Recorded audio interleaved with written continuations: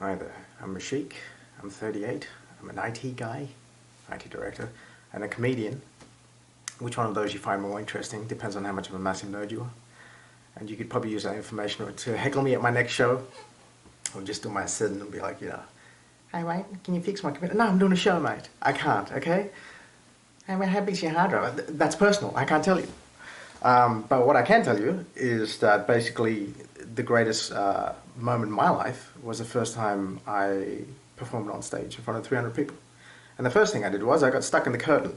So all you could see was this little outline of a little man trying to struggle his way through two big roby curtains, and I couldn't get through, and I finally had to like kick it and roll out onto the stage, and I just said, what am I, interior decorator? I'm a comedian. I'm trying to do jokes here. Someone go fix these damn curtains.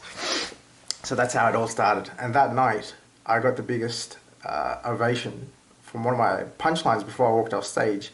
It was so loud and sustained that like my ears were buzzing.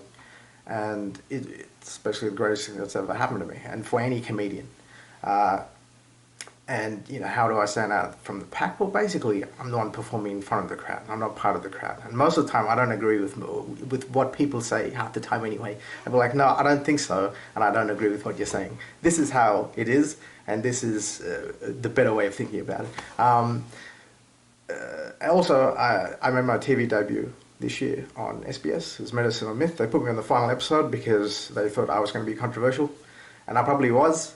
But it just, I don't know, if you saw it, then you know. And if you didn't, then check it out.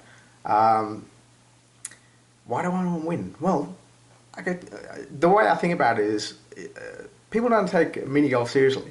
And I can see, because you're basically putting through someone's like hobby co-models and trying not to break it, right? And, lawn bowls has been considered for the Olympics. What else? 10-pin bowling has been even considered for the Olympics, but mini golf, not so much. And people say, oh, it's not a sport. Yes, it is a sport. I'll tell you why it's a sport, because basically, if you want to break something after you screw up, and if you want to break something after you lose, then it's a sport. So that's how I see it. And one day, who knows, maybe at a pub somewhere, there's like a pub quiz, and someone says, oh, who won the 2020 mini golf competition on Channel 7? Did you watch it? Oh, I know, it was Mashik. Who? Exactly. We don't know who he is. I don't know. I could probably name some bowling champions and lawn bowl champions. Actually, I have a lawn bowls trophy.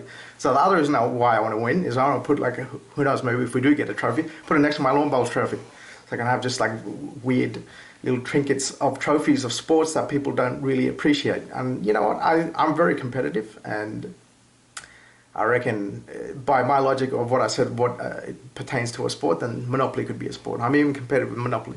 So if you put me on there, it's just going to be all out hilarity, and then, we'll see how we go.